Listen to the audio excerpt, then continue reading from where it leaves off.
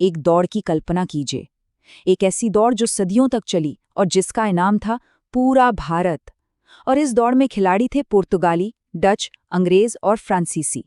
ये सब भारत के विशाल बाजारों पर कब्जा करने के लिए एक दूसरे से होड़ कर रहे थे।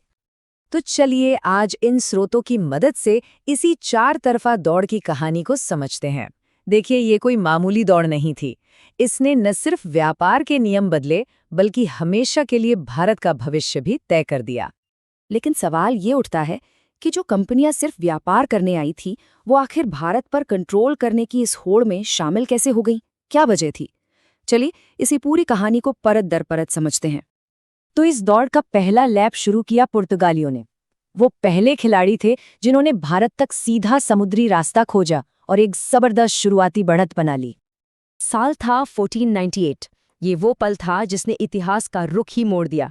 इसी साल इस पूरी कहानी की नींव रखी गई थी।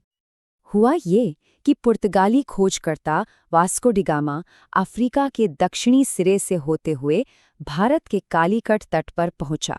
वहां उसकी मुलाकात स्थानीय शासक राजा जमोरिन से हुई। और ये सिर्फ एक मुलाकात नहीं थी, ये एक नए युग का आगाज था जिसने यूरोप और भारत को सीधे जोड़ दिया था। पुर्तगालियों की रणनीति सिर्फ व्यापार तक ही सीमित नहीं थी और यही बात उन्हें खास बनाती है। उन्होंने कोचीन जैसी जगहों पर अपनी फैक्ट्रीज यानी व्यापारिक चौकियां बनाई, अपनी नेवी की ताकत से समुद्री रास्तों पर कब्जा किया और तो और स्थानीय राजनीति में भी दखल देना शुरू कर दिया।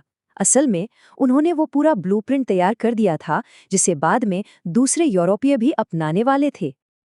अब देखिए, पुर्तगालियों की सफलता ने दूसरे यूरोपीय देशों को भी इस दौड़ में खींच लिया। अब मैदान में नए खिलाड़ी उतरने वाले थे और ये रेस और भी ज्यादा रोमांचक होने वाली थी। यहाँ एक नजर डालते हैं कि कौन कब इस दौड़ में शामिल हुआ। पुर्तगालियों के लगभग 100 साल बाद 1600 में अंग्रेजों ने अपनी ईस्ट इंडिया कंपनी बनाई। उसके ठीक 2 साल बाद 1602 में डचों ने और फिर आखिर में 1664 में फ्रांसीसियों ने अपनी कंपनी का गठन किया। मैदान अब पूरी तरह से भर चुका था। डच एक बहुत बड़ी समुद्री ताकत थे, लेकिन उनका मेन फोकस था मसालों से भरा इंडोनेशिया। भारत में वो थे जरूर, लेकिन 1759 में हुई बेदारा की लड़ाई में अंग्रेजों ने उन्हें एक निर्णायक हार दी। इस हार के बाद भारत पर कंट्रोल की दौड़ से वे एक तरह से बाहर ही हो गए। अंग्रेज सिर्फ ताकत ही नहीं बल्कि कूटनीति का भी इस्तेमाल कर रहे थे। 1632 में उन्होंने गोलकुंडा के सुल्तान से सुनहरा फरमान हासिल किया। पता है इसका मतलब क्या था? इसका मतलब था कि उन्हें बहुत ही कम टैक्स पर व्यापार करने की आज़ादी मिल गई। ये एक ऐसी बढ़त थी जिसने उनके कॉम्पिटिटर्स को काफी पीछे छोड़ दिया। और फिर देखिए, किस्मत ने भी अंग्रेजों का साथ दिया। एक शाही शादी हुई और पुर्तगाल ने बॉम्बे का पूरा शहर ब्रिटिश राजकुमार को दहेज में दे दिया। बाद में इसी बॉम्बे को ईस्ट इंडिया कंपनी को किराए पर दे दिया गया। इससे उन्हें पश्चिमी तट पर एक मजबूत और बहुत ही स्ट्रेटेजिक अड्डा मिल गया। तो पुर्तगाली कमजोर पड़ गए और डच बाहर हो गए। अब मैदान में सिर्फ 2 बड़े खिलाड़ी बचे थे, अंग्रेज और फ्रांसीसी। भारत पर वर्चस्व की असली और अंतिम लड़ाई अब शुरू होने वाली थी। ये अब सिर्फ व्यापार की होड़ नहीं रह गई थी, ये एक खुला युद्ध बन चुका था जो भारतीय जमीन पर लड़ा जा रहा था। दोनों ही शक्तियां ये समझ चुकी थीं कि भारत में टिकना है तो सैन्य शक्ति ही सबसे जरूरी है। इस संघर्ष का मुख्य अखाड़ा बना दक्षिण पूर्वी तट पर कर्नाटक का क्षेत्र। यहाँ 3 बड़े युद्ध लड़े गए, जिन्हें कर्नाटक युद्धों के नाम से जाना जाता है। इसमें दोनों पक्षों ने स्थानीय नवाबों को अपनी अपनी तरफ किया और खास तौर पर फ्रांसीसी गवर्नर डुप्ले की राजनीतिक दखलंदाजी की पॉलिसी ने इस आग में घी का काम किया।